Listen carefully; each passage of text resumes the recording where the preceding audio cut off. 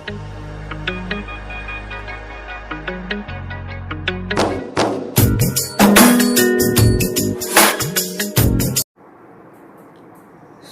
hello students, how are you? And welcome to the MSD Education Point. Friends, આજે આપણે 10મા ધોરણના વિજ્ઞાન વિષયના બીજા ચેપ્ટરની એટલે કે એસિડ, બેઝ અને ક્ષાર વિશેની થોડી બેઝિક ડિટેલ જોશું અને એસિડ, બેઝ અને ક્ષારને સમજવાનો થોડો પ્રયત્ન કરીશું. તો શરૂઆત કરીએ પ્રસ્તાવના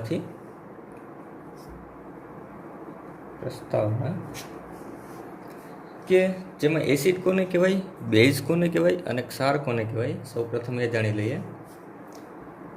તો ઘણી વખત આપણે કોઈ પદાર્થને ખાઈએ અને જો એ પદાર્થ ખાટો લાગે તો એ પદાર્થની અંદર કોઈ એસિડિક સ્વભાવ હોય છે.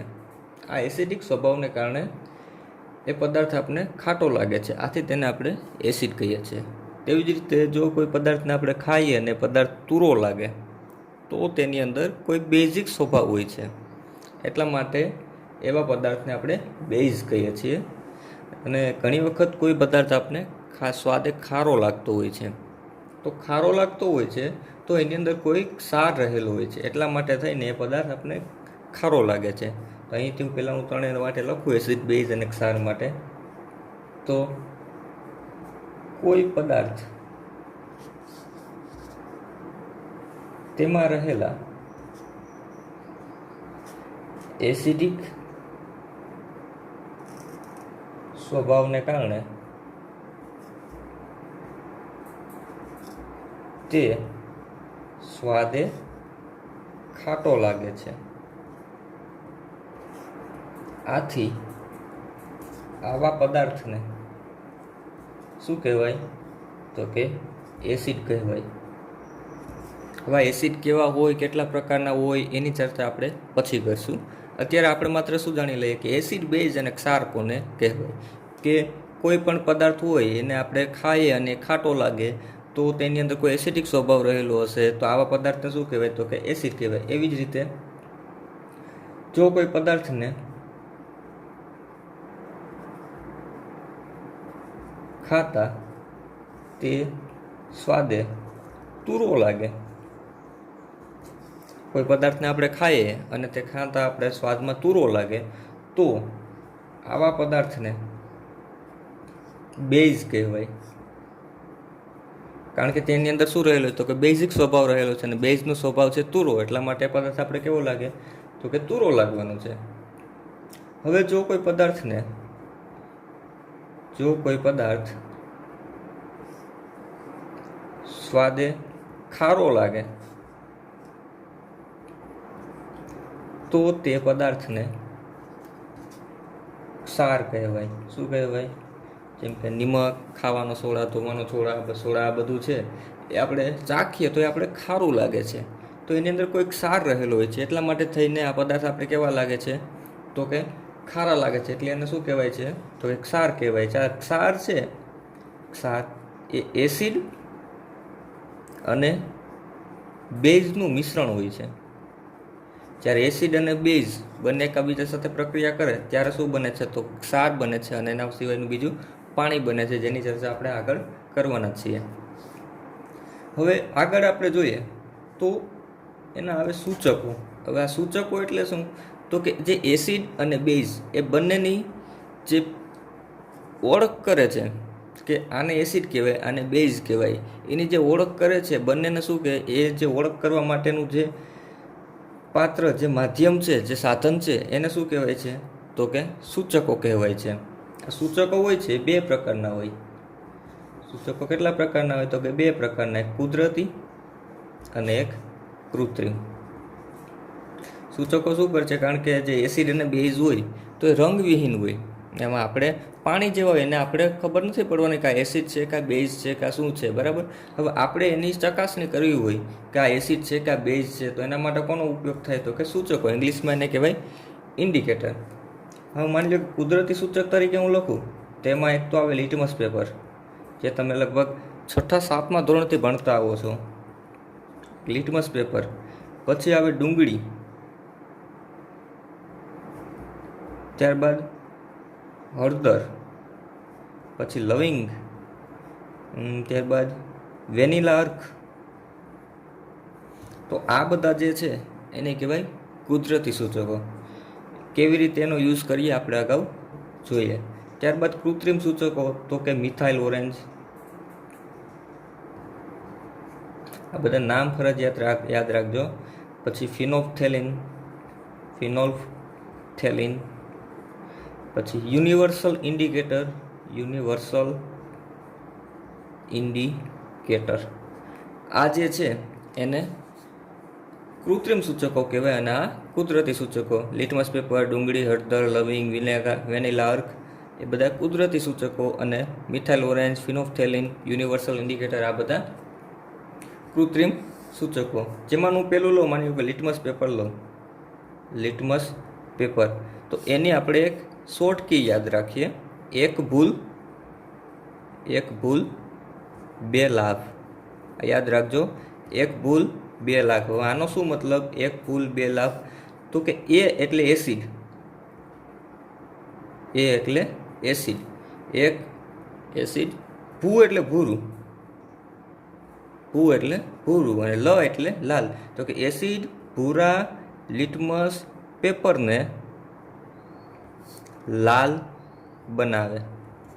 એક પુલ એટલે કે એ એટલે એસિડ, પૂ એટલે ભૂરું, લ એટલે લાલ.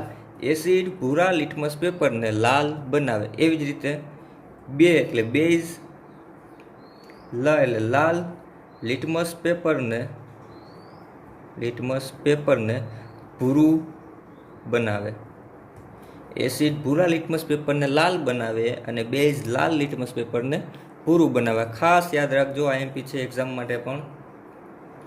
હવે એવી જ રીતે આપણે આ જે સૂચકો છે કુદરતી સૂચકો ડુંગળીને, એની આગળ ચર્ચા કરીશું.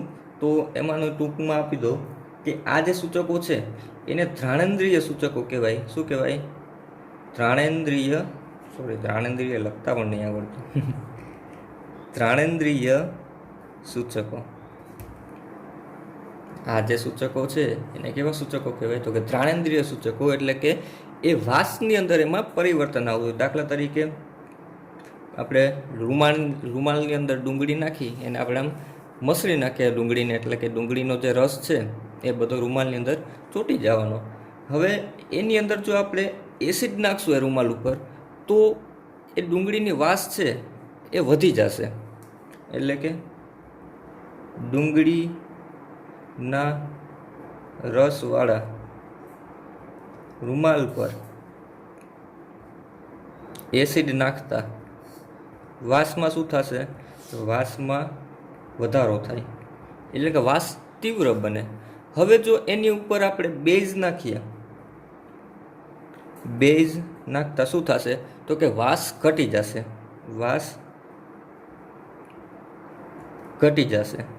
તો આના ઉપરથી શું આપણે નક્કી કરી શકીએ? તો કે આમ એસિડ છે અને આ બેઝ છે. દાખલા તરીકે તમને બે કસનળી આપી દી અને બંને કસનળીની અંદર એસિડ અને બેઝ ભરવામાં આવે.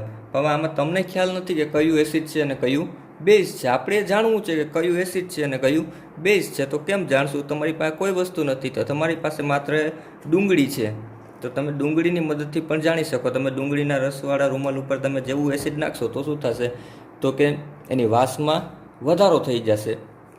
અને જો આપણે એના ઉપર બેઝ નાખશું તો શું થશે? તો કે એની વાસ છે એ ઘટી જશે. તો આ કેનું કામ છે? તો કે સૂચકોનું, જે એસિડ અને બેઝની પરખ કરશે. આવી રીતે આપણે કૃત્રિમ સૂચકો લઈએ, જે મિથાઇલ ઓરેન્જને છે. તો એમાંનું જે મિથાઇલ ઓરેન્જ છે, મિથાઇલ ઓરેન્જ, અને બીજું છે ફિનોલ્ફથેલિન, બરાબર. તો જ્યારે મિથાઇલ ઓરેન્જને આપણે એસિડ ઉપર નાખીએ તો એસિડ છે એ લાલ રંગનું બને. કેવા રંગનું બને? કારણ કે એસિડ અને બેઝ બંનેનો રંગ કેવો હશે? તો કે રંગવિહીન હશે. પણ જ્યારે એની ઉપર આપણે મિથાઇલ ઓરેન્જ નાખશું ત્યારે કેવા રંગનું બની જશે એસિડ છે? તો કે લાલ રંગનું બને. જ્યારે બેઝ ઉપર મિથાઇલ ઓરેન્જને નાખીએ તો શું થશે? તો કે બેઝ છે પીળા રંગનો બની જશે. એવી જ રીતે આપણે ફિનોલ્ફથેલિનને આપણે એસિડ ઉપર નાખીએ તો એ જે એસિડ છે એની ઉપર કોઈ પણ પરિવર્તન થશે નહીં. એસિડ કેવું રહેશે તો કે રંગવિહીન રહેશે. પણ જ્યારે આપણે ફિનોપ્થેલિનને બેઝ ઉપર નાખીએ તો બેઝ કેવો થઈ જાય તો કે ગુલાબી રંગનો થઈ જાય, એનો આછો ગુલાબી રંગ આવી જાય. દાખલા તરીકે બે કસનળી છે, બંને કસનળીની અંદર એકમાં એસિડ ભરેલું છે, એકમાં બેઝ ભરેલું છે. આપણે ખબર નથી કે આની અંદર કેમાં એસિડ છે અને કેમાં બેઝ છે. હવે જો આપણી પાસે ફિનોપ્થેલિન હોય ને ફિનોપ્થેલિનનું એક ટીપું આપણે આ કસનળીની અંદર નાખીએ અને જો આ કસનળીની અંદર આછો ગુલાબી રંગ થઈ જાય, આછા ગુલાબી રંગનું દ્રાવણ થઈ ગયું, તેનો મતલબ આ શું હશે તો કે એ બેઝ હશે. હવે જો આમાં નાખીએ ફિનોપ્થેલિનના એક બે ટીપા અને જો આની અંદર કોઈ પણ પરિવર્તન ના થાય તો આ શું હશે તો કે આ એસિડ હશે. બરાબર. તો આ હતી ઇન્ડિકેટર એટલે કે સૂચકોની કહાની. કેટલા પ્રકારના સૂચકો હોય તો કે બે પ્રકારના સૂચકો હોય, કુદરતી અને એક કૃત્રિમ. જેમાં કુદરતી સૂચકોમાં કોણ હોય તો કે લિટમસ પેપર હોય, ડુંગળી હોય, લવિંગ હોય, પછી વેનીલા અર્ક હોય. તો આ બધા જે છે એ શું છે તો કે કુદરતી સૂચકો. અને આ સૂત્ર યાદ રાખજો લિટમસ પેપર માટે: 1 ભૂલ 2 લાભ. 1 ભૂલ 2 લાભ એટલે શું તો કે એસિડ છે એ એસિડ પૂરા લિટમસ પેપરને લાલ બનાવે અને બેઝ લાલ લિટમસ પેપરને પૂરું બનાવે. ઓકે, આગળ જોઈએ આપણે એસિડ, બેઝ અને ક્ષારના ગુણધર્મો. જેમાં આપણે અહીં હું લખી નાખું છું એસિડ, અહીં લખું છું બેઝ અને અહીં લખું છું ક્ષાર. આ ત્રણેયના આપણે ગુણધર્મો જોઈએ કે એસિડ કેવું હોય, બેઝ કેવું હોય અને ક્ષાર કેવું હોય. તો અહીંથી શરૂઆત કરીએ તો એસિડ શું કરે તો કે ભૂરા લિટમસ પેપરને કેવું કરે તો કે લાલ કરે. જ્યારે બેઝ શું કરે તો કે લાલ લિટમસ પેપરને કેવું કરે તો કે ભૂરું કરે. જ્યારે આ કેવું હોય તો કે આના ઉપર લિટમસ પેપરમાં કોઈ અસર થાય નહીં. બરાબર. એસિડ સ્વાદે કેવા હોય તો કે ખાટા હોય, બેઝ સ્વાદે કેવા હોય તો કે તુરા હોય, અને ક્ષાર સ્વાદે કેવા હોય તો કે ખારા હોય. એસિડની પીએચ કેવું હોય તો કે એસિડની પીએચ છે પાણી કરતાં ઓછી હોય, એટલે કે પીએચ ઇઝ ગ્રેટર ધેન 7. કારણ કે પાણીની પીએચ કેટલી હોય તો કે 7 હોય. આપણે જે પાણી પીએ છીએ એની પીએચ એટલે કે પોટેન્શિયલ ઓફ હાઇડ્રોજન, પીએચ એટલે પોટેન્શિયલ ઓફ હાઇડ્રોજન, એટલે કે એની તાકાત, એની શક્તિ કેટલી છે તો કે એસિડ છે એ એકદમ એની પીએચ કેટલી હોય તો કે પાણી કરતાં એકદમ ઓછી હોય. આગળનો આપણો ટોપિક છે પીએચ વિશેનો.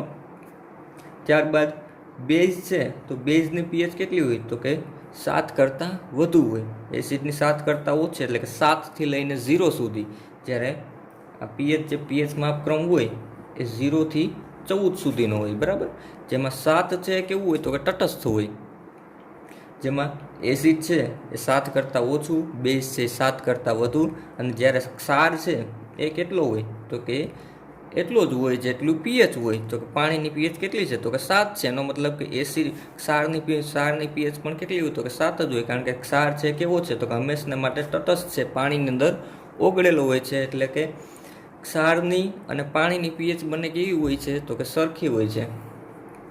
હવે જો ઘણી વખત આવી રીતે લખેલું હોય ક્ષાર માટે તો આને કહેવાય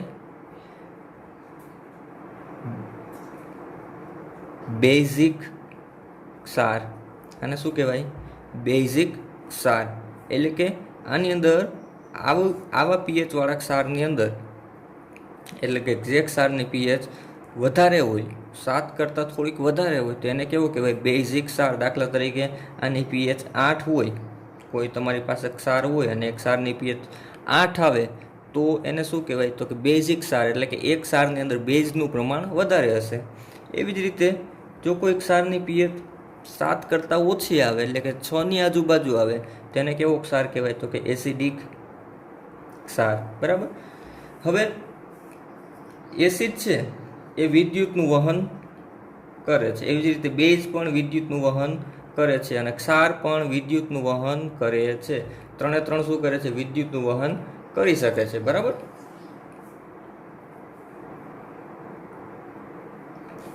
ત્યારબાદ આગળ જોઈએ તો જે એસિડ હોય છે એ બે પ્રકારના હોય, એક પ્રબળ એસિડ અને એક નિર્બળ એસિડ.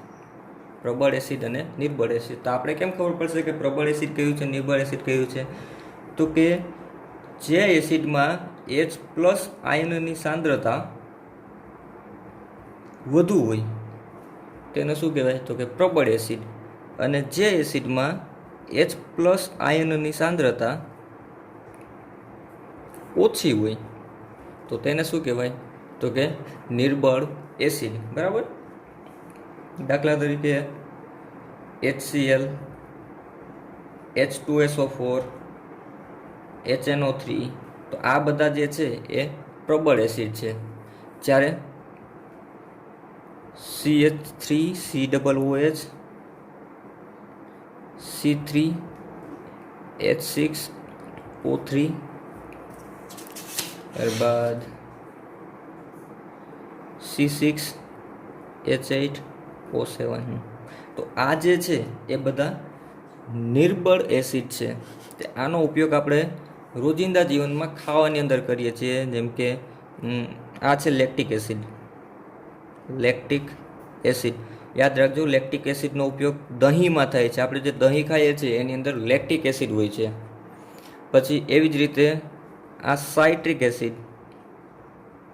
સાઇટ્રિક એસિડ આપણે જે લીંબુ અને સંતરાને ખાઈએ છીએ તો એ ખાટા લાગે છે, તો એ આપણે જે સાઇટ્રિક એસિડ હોય છે, આ સાઇટ્રિક એસિડને લીધે આપણે કેવા લાગે છે? તો કે ખાટા લાગે છે. જેને વિશેષ ચર્ચા આપણે આગળ કરીશું. આ છે acidic acid. Acidic acid, hydrochloric acid, sulphuric acid અને નાઇટ્રિક એસિડ. આનો ઉપયોગ ક્યાં થાય છે? તો કે પ્રયોગશાળામાં થાય છે.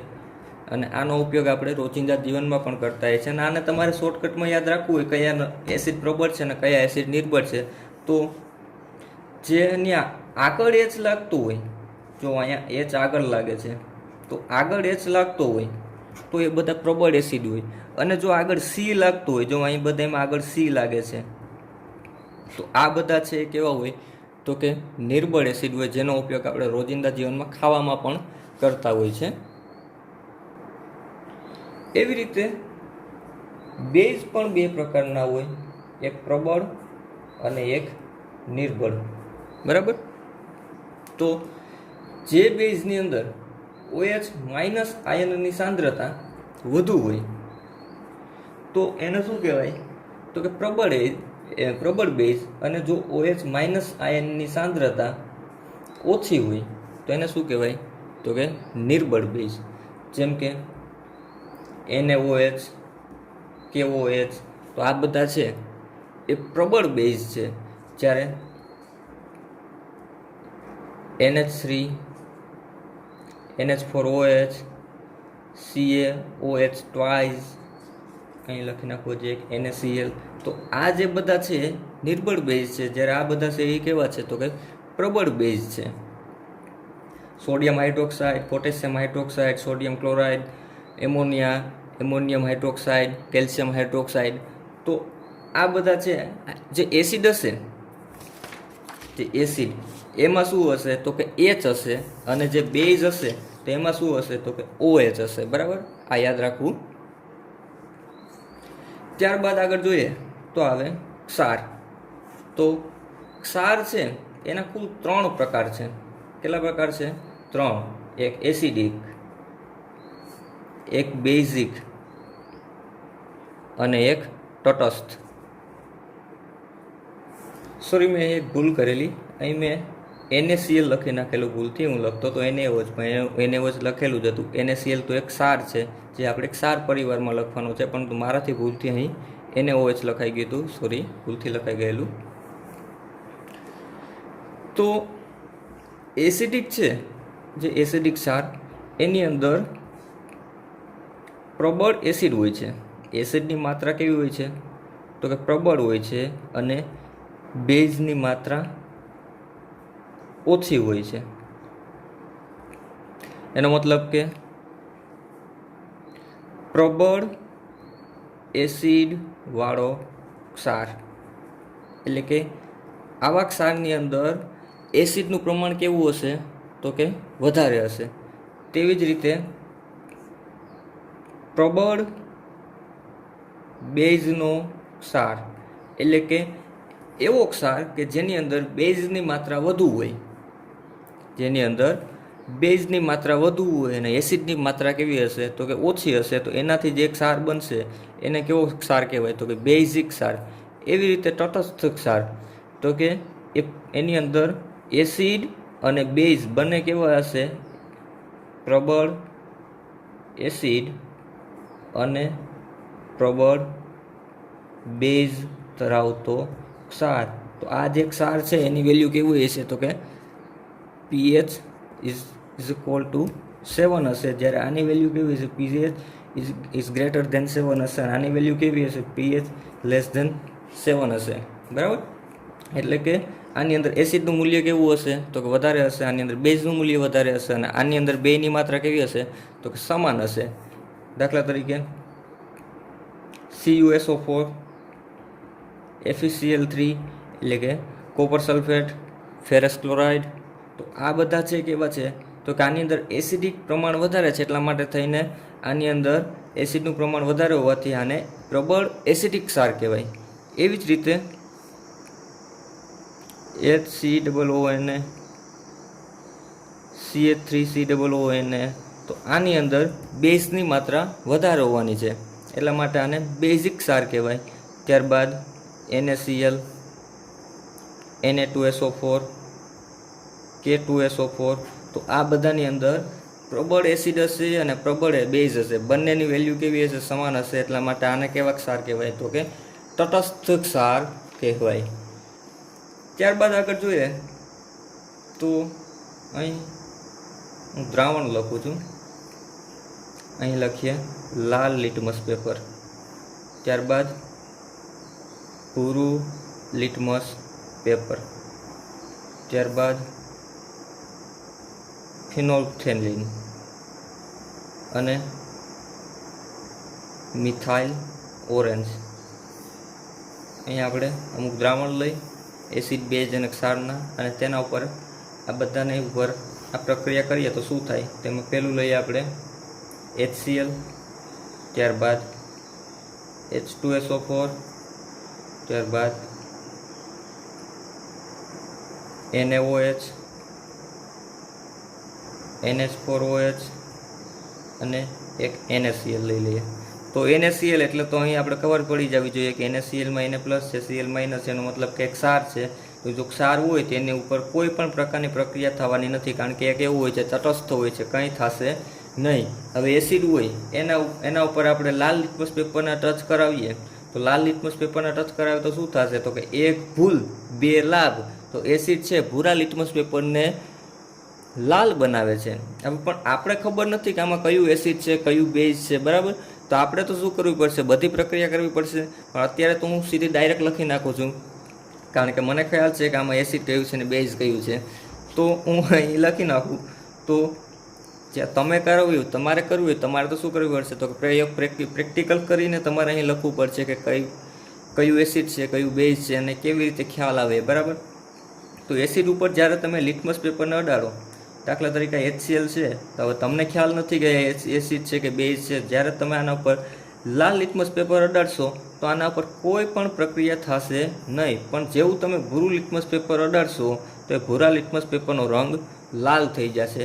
ફિનોલ્ફથેલિનના ટીપાની અંદર તમે નાખશો તો ફિનોલ્ફથેલિનના અંદર કંઈ અસર થશે નહીં. પણ મિથાઇલ ઓરેન્જને નાખશો તમે તો મિથાઇલ ઓરેન્જ કેવું કરી નાખશે આને તો કે લાલ રંગનું કરી નાખશે. જો આવું થાય તો આ શું હોય, હંમેશા માટે એસિડ જ હોય. એવી રીતે H2SO4 લઉં તો આ પણ એસિડ જ છે, તો લાલ લિટમસ પેપર ઉપર કંઈ અસર નહીં થાય. જ્યારે ભૂરું લિટમસ પેપર કેવું થઈ જશે તો કે લાલ થઈ જશે.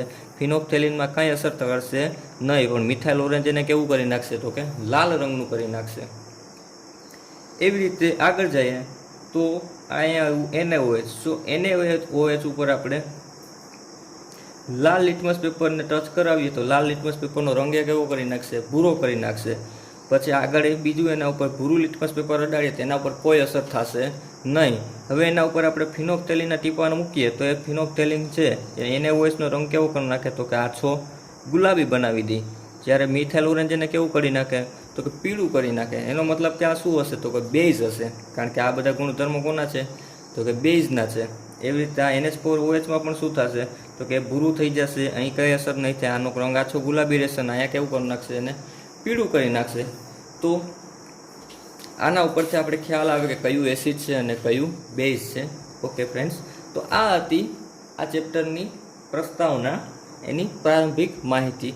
આગળના ટોપિકમાં આપણે એ જાણશું કે એસિડ કેવી રીતે બને, બેઝ કેવી રીતે બને, જેની એસિડ અને બેઝની પાણી સાથે અન્ય ધાતુ સાથે કેવી રીતે પ્રક્રિયા થાય, ક્ષાર કેવી રીતે બને, આપણા જીવનની અંદર પીએચનું શું મૂલ્ય છે. તો આ બધી ચર્ચા આપણે આગળના ટોપિકમાં કરશું. Okay, thank you.